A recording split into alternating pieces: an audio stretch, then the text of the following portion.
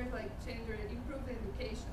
And I thought about myself and my own computer literacy, as Cláudia said here also only 3 years ago. And I said, before changing the world, I should change myself. So I really joined the web heads, the special interest groups at web heads, and I followed many communities. I tried to get myself involved in this because I thought that was the new trend, and that's the fastest way I could improve professionally. And then I learned about IER, the International Education Resources Network, which in Brazil is called Educadores Globais. And these people were talking about project-based learning, and I loved it.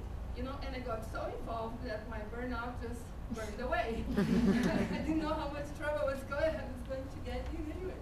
But it has been interesting because they invited me to work with collaborative projects online, and I took this course, Adult Voices, and I learned about media literacy and creating with a purpose and critical thinking, all things that were new to me, and I could use in my classrooms with my students. And there we are, the next slide, a picture of our students. This is a group of students from public schools on the outskirts of Brasilia, but also there is a group of students from Casa Thomas Jefferson. And that was our first movie festival with video produced by our students and as a pedagogical tool. And that we can use after. One very good thing about these non-virtual meetings that we have meetings to celebrate this community. So I've been out eating with the web heads with feijoada and caipirinha.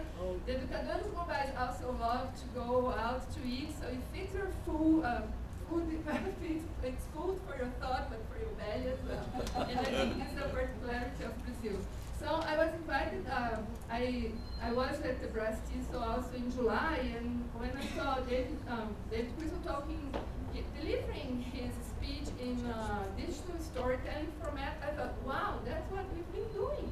I mean, we're working on the forums and the project-based learning, and we're talking about World English. And so, because I had been to 2 conferences, teacher conferences, this in Morocco and Canada, and all teachers there are from different countries. And we have our laptops over dinner tables, and we are sharing, and we have there Taiwan, Palestine, South Africa, India, Russia. Okay, but then I started thinking, are my students really benefiting from my being connected, from my being in these communities? And I thought, these are my juvenile classes and my basic 1 classes, and I thought, well, I will register them at the forums, and I will have them talking and to have the same benefit as I had, learning from the world, learning with the world. And these are some students in the conference. We had 1 Brazilian student who attended the conference as well. And what is very important about this international forums online, it's because it's very safe. It's forums that are only for teachers, registered teachers, and students. So you are, as a teacher, you are in a safe side because you're directing your students to a safe place. But also they have a real audience. So the students aren't writing just for you to grade, just for you as a teacher, but they are connecting. This is a very nice thing about communicative approach, right? It's a real task that we can go to. And just to give an example, this is one of the projects my classes joined. Here we have a picture of Taiwanese students, and the other side, he's from Romania, and we are exchanging Christmas cards. So my students are really making a Christmas card, and we are going to send them to 8 different countries, and we are going to get these Christmas cards as well. And meanwhile, they are connecting, they are getting to know each other through the forums, they are making questions, whatever, about schools. So that's our computer lab at our school. It's not never empty. Even though we do have a Wi-Fi at school, so we can also, students can use the Wi-Fi in the notebooks in the classrooms to do that. But now it has a multiplying effect. Many teachers have adhered to the idea, and we are very glad that some students, let me tell you, some students in the public schools, they don't know the monuments in Brasilia. Some students from the outskirts, and they're talking to Taiwanese students who live in a small island in the Pacific Ocean that makes sense to them now.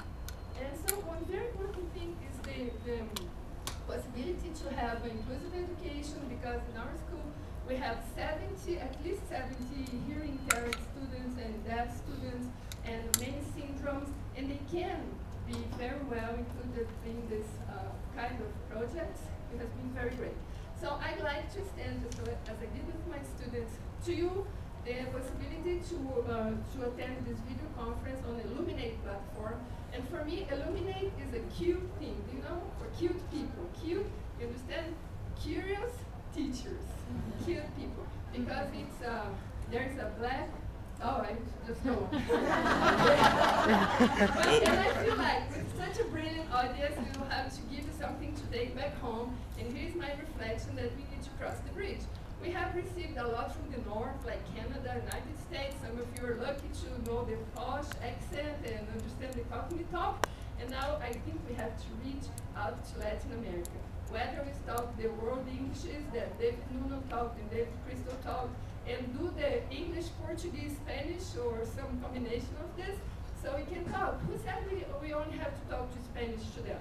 We can have classes, our classes interacting in English and building our own language, continental language in English, and because after all we want is to be together as one. That's all.